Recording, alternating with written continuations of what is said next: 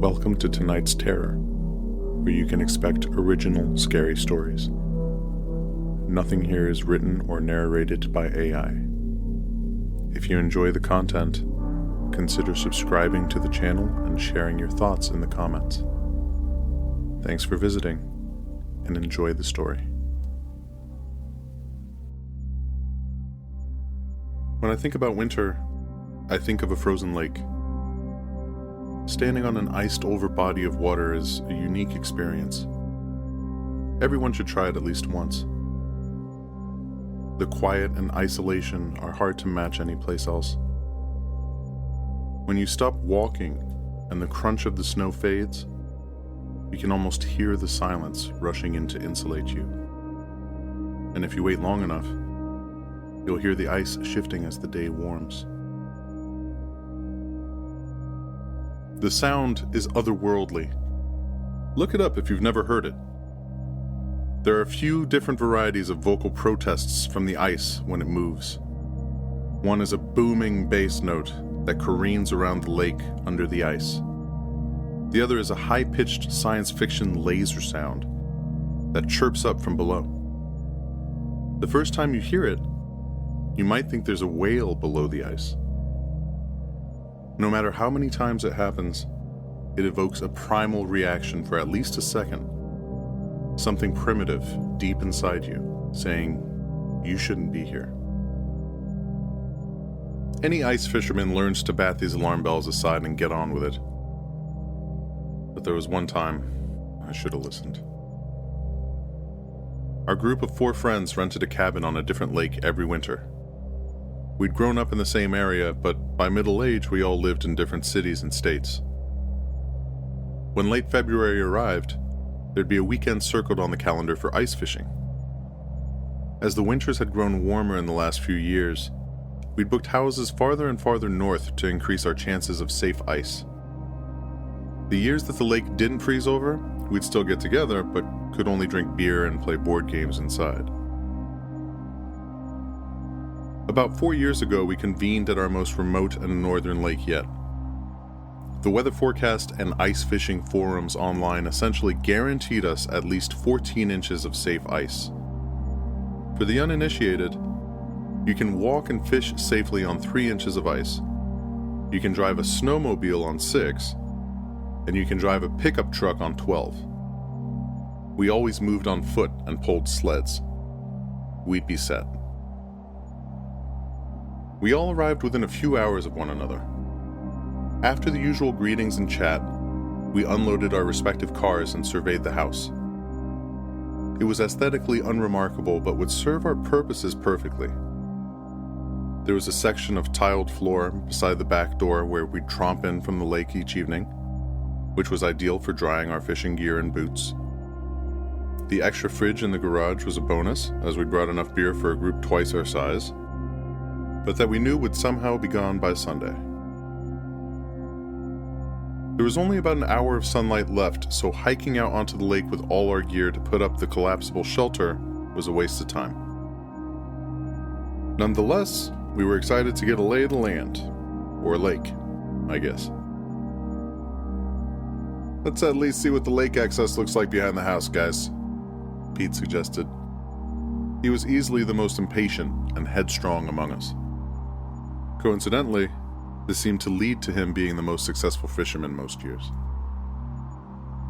4 sets of double-insulated, waterproofed boots trudged along the hardened snow, punching through with each step as we wandered down to the edge of the lake. It was immediately apparent that all of the neighboring houses were empty. This was typical when we rented a house for ice fishing. These homeowners probably only came here once each winter to check on things. They used these houses in the summer. Quiet and isolated was the way we liked it. No one to kick up a fuss if we stepped outside the hut to pee on the ice in broad daylight. The reality of ice fishing is that the neighbors nearby aren't likely to be a help if the worst happens and you fall through the ice. Your best bet is the friends you're with. If you all go through, well, good luck.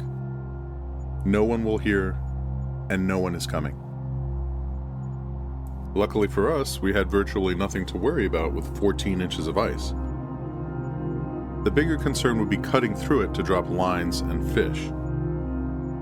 Every year we griped about how long it took to bore holes with the hand auger, and every year we talk about buying a gas-powered version, but never do it. The lake was large relative to some we'd fished over the years. We optimistically assumed this meant we had a shot at larger fish. We stood, 4 across at the edge of the break wall, surveying the area. Pete was the first to brazenly leap down onto the ice. Some years this would have been a sure way to get his feet wet, but this winter was cold. Really cold. His boots landed with a soft thud. The novelty thermometer on the side of the house, charmingly built into a fish's skeleton, read -2. It was certain to drop as far as 10 below overnight. "We aren't alone," Matt said, with a staged dread in his voice. I glanced up and saw a lone fisherman about 100 yards off the shore. "Not much gear," I pointed out. He was standing over his ice hole, staring down. I couldn't even see if he had a fishing rod. We stood, quietly watching for a few minutes. We all knew it would be useful intel if we saw him pull up a fish. Finding a lively spot on the ice wasn't half the battle with ice fishing, it was the whole war. Hauling our sleds, setting up the shelter, staking it in the ice, and boring the holes took upwards of an hour. If we had to do that multiple times in a day, because we'd happened upon a dead spot, it was time-consuming and exhausting. But the man didn't pull up a fish. He suddenly lifted his head and looked in our direction. After a long moment, he waved his arms over his head like he was trying to signal us. Sound travels well over the ice, and it wasn't hard to hear what he shouted. "Get out!" And after a pause, "Get the hell out!" As quickly as he'd acknowledged us, he stopped. He looked down one more time and trudged away as the sun slipped behind the hills. We stood in shocked silence for a moment, watching him go. Dave broke the silence. "Well, he seemed nice." We chuckled lightly, still watching him march toward a point of land covered in pines off to the east. He rounded the trees and was gone. "Fishermen are so defensive of their spots," Matt said, rolling his eyes. "We're fishing wherever we want. Ooh, ooh, ooh, ooh." I stared at the point and the trees for another moment as the guys ambled back onto the break wall. Something about the man's behavior was bothering me. He didn't seem like the average prickly fisherman defending his secret spot.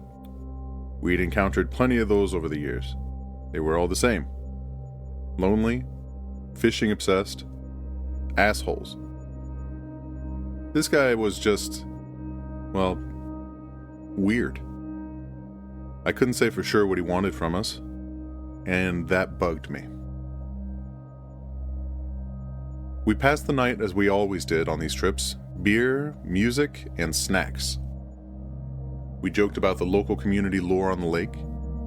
It seemed like every lake in America has its own monster story.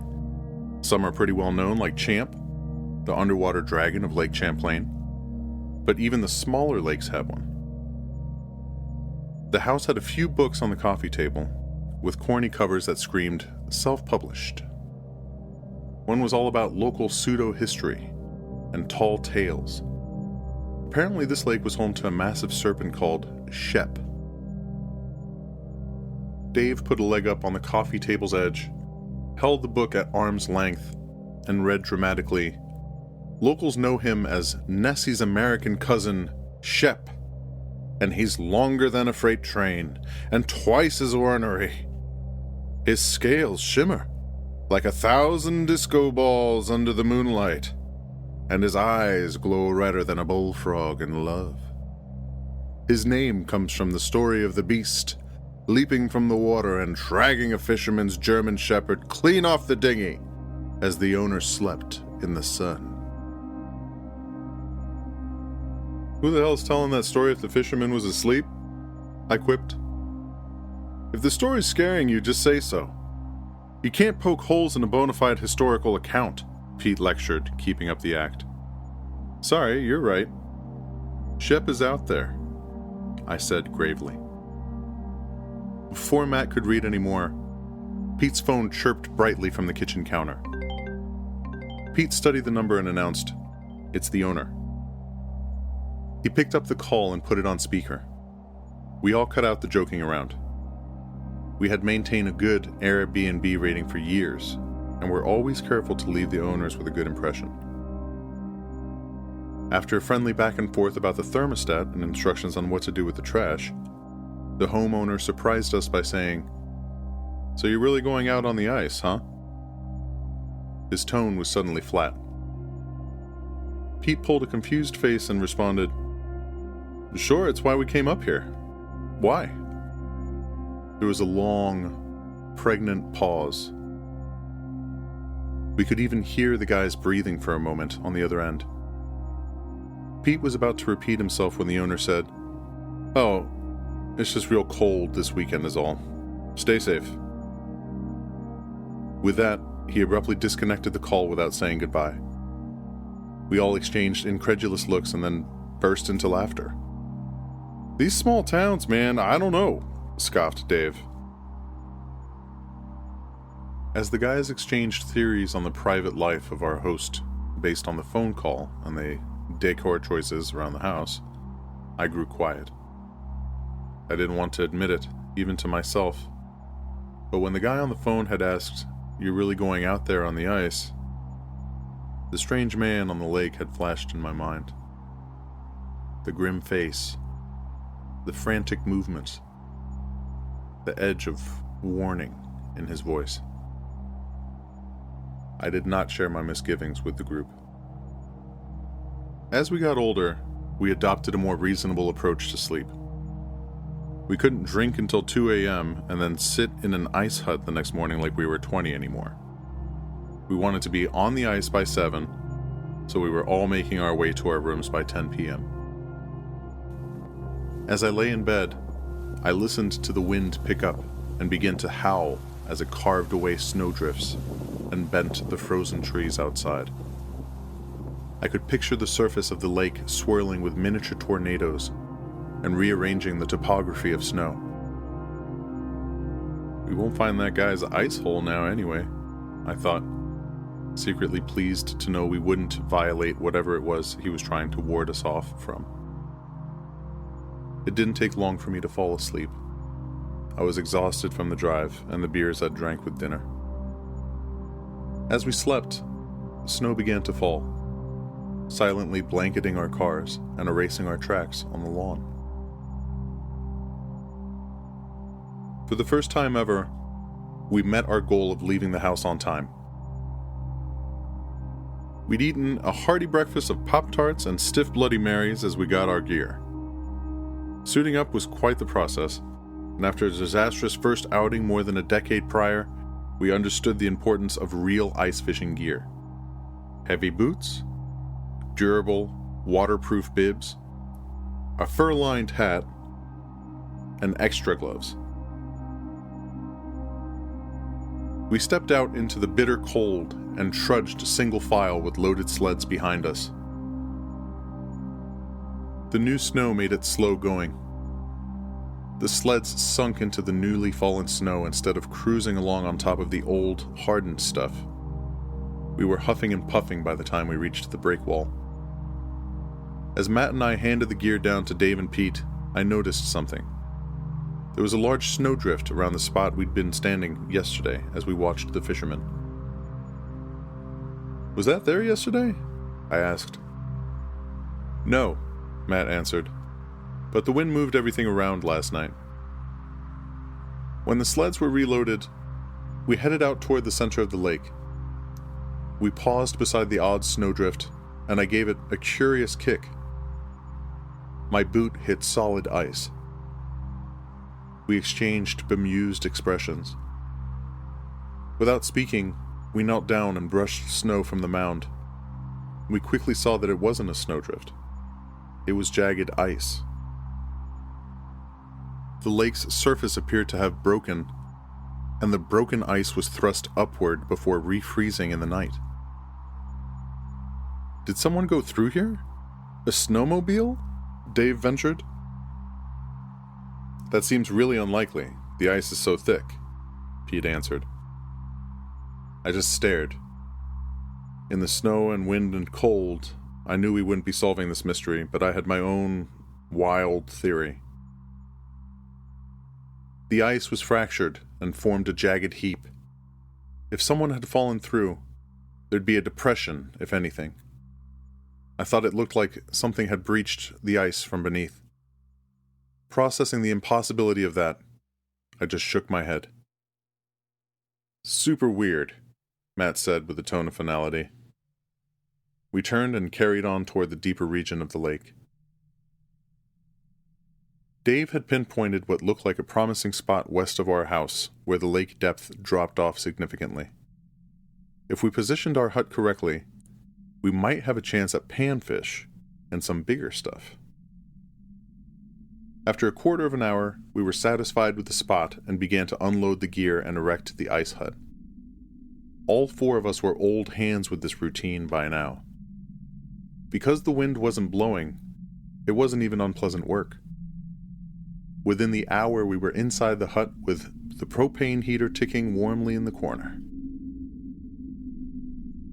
We all had lines down and were nursing beers when the first rod bent. It was Matt's. Everyone let out a whoop and cheered him on as he brought up a pretty good-sized perch. While it wasn't a prize walleye, it did mean that we weren't going to be skunked this weekend.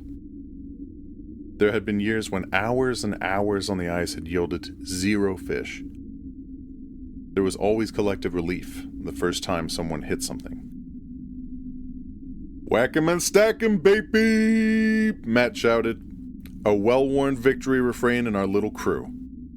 He packed the fish into the pile of snow beside his stool. By 3 in the afternoon, we were all mostly drunk and very happy with the day's fishing. We'd brought up 18 panfish, perch, bluegill, and rock bass. The day's big prize had been Dave's, a 23-inch northern pike. Now came the big decision. Call it a day and use the remaining light to break down the hut, or keep the fun going and deal with closing things down in the dark. The usual inebriated bravado ensued. Proclamations of a flurry of bites just minutes away, slurred accusations of cowardice, always the same. In the end, we stuck it out until the cold began to creep through our boots and bite at our toes. The irony of having a space heater in your ice hut is that the snow and slush that make up your floor steadily turn into a shallow pool of frigid water around your feet. We all decided on one more beer and a few more minutes fishing. With our thoughts half on the unpleasant chore of breaking down the shelter and hauling our sleds back to the house, we grew a bit more somber, nursing the last of our drinks. The crack was distinct. A deep, tectonic crunch broke the silence. Instinctively, we all sat bolt upright. I touched the orange-handled ice picks tucked into my thigh pockets. We'd heard legitimate cracking on the ice before, but this was different. We actually felt it. The ice inside our hut appeared to be intact, but it had to have happened to nearby. The pools of water in our fishing holes rose almost imperceptibly, and then dipped down again, leaving minute ripples that dissipated silently. No one spoke. We exchanged terrified looks. Pete spluttered about a nervous laugh. "It's time to go," Dave said gravely. We gingerly stood, one at a time, We pulled down the Velcro window covers, and the shelter was lit with the weak ambient light from outside. Moving slowly, we folded up stools and bagged the empty beer cans that littered snow piles in the corners. "Stop!" Matt shouted. My heart skipped a beat as I spun to look at him. I half thought I'd see the ice parting between his legs, but nothing seemed amiss. "What?" I said, an edge of indignance creeping into my voice. "There's a huge fish down there," he said with sudden reverence. We all looked down at the ice hole beside Matt's feet. "No," he corrected. "I saw it through the ice. I saw it go by. At least I saw its outline. If that was a fish, it's enormous." Something like real fear tempered his voice. "Like another pike?" Dave asked. "No, like a sturgeon.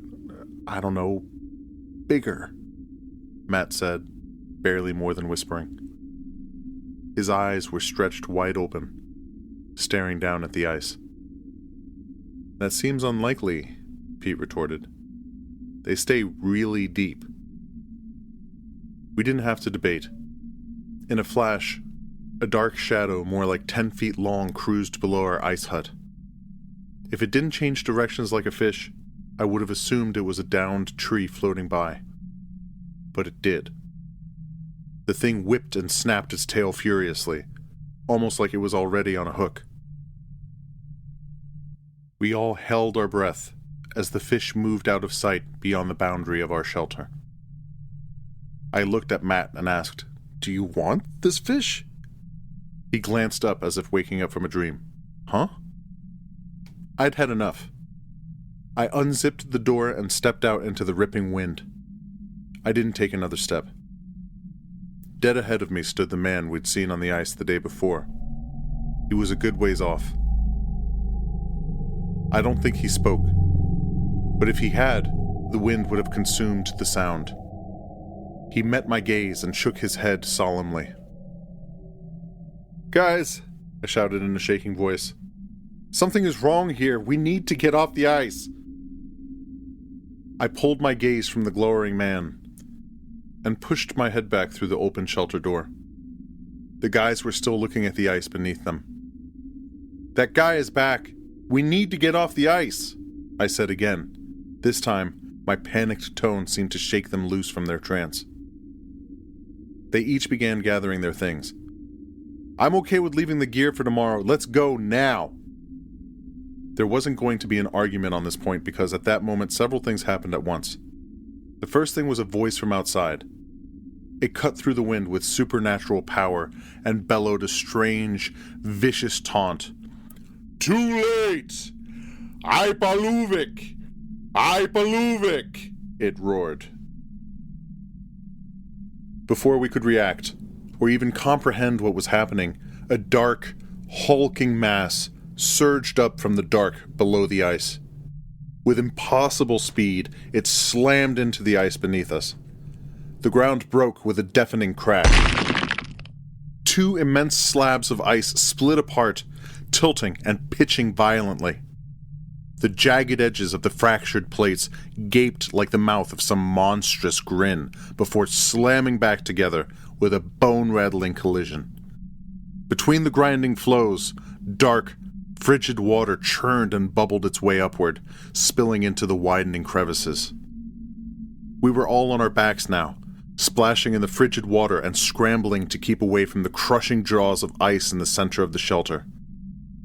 The collision had broken loose most of the stakes, and we flailed backward to begin crawling desperately, with only the idea in mind to separate ourselves from the shelter. For a terrible instant, I felt myself sliding toward the fracture in the ice. If I wasn't crushed into a bag of guts and bone, my heavy clothes would drag me down fast. I pulled an ice pick from my snow pants and drove it into the ice beside me.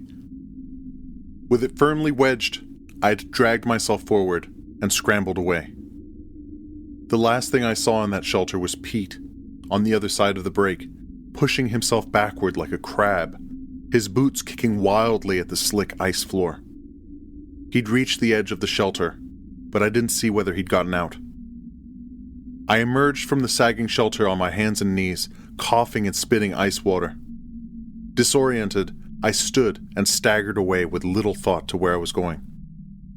When the noise of the grinding ice began to weaken, I paused and turned. Amazingly, all three of my companions stood, a similar distance from the ruined shelter. I looked for the man, but he was gone. The wind had formed a little mound of snow where he'd stood. The four of us convened nearer the shore and stared, dazed, at the wreck of fiberglass poles and fabric, now half submerged and quickly freezing into a crumpled version of itself. Wordlessly, we trudged off the ice and clambered over the break wall. We were keenly aware that we'd be hypothermic soon if we weren't already. Over the next hour or so, no one spoke. We peeled off the soaking and frozen garments and took turns using the shower to bring our core temperatures back up. Eventually, we called the police and reported that we'd had an accident on the ice. No one seemed to have the grit to explain that a fish, or whatever that was, had caused the ice to break. I think we only reported it because our gear would be found in the morning and people would worry. We still get together, the four of us, just in the summers now. We talk about what happened from time to time, sitting around a campfire, several beers deep. We like to talk about the thing swimming in that lake, what it was, if it's still there. We don't tend to bring up how we almost drowned. We looked up the strange word that man had shouted just before the thing broke the ice. Ipaluvik is an Inuit word, a malevolent sea god. For a time, we'd used the word to refer to the thing under the ice. But before long, we seemed to reach the same conclusion. We didn't want to say its name. A few months after it all happened, maybe March or early April that year, I know our fishing gear thawed from the ice and quietly slipped down to the bottom of the lake. I think, aside from the littering, we were all content to let it go.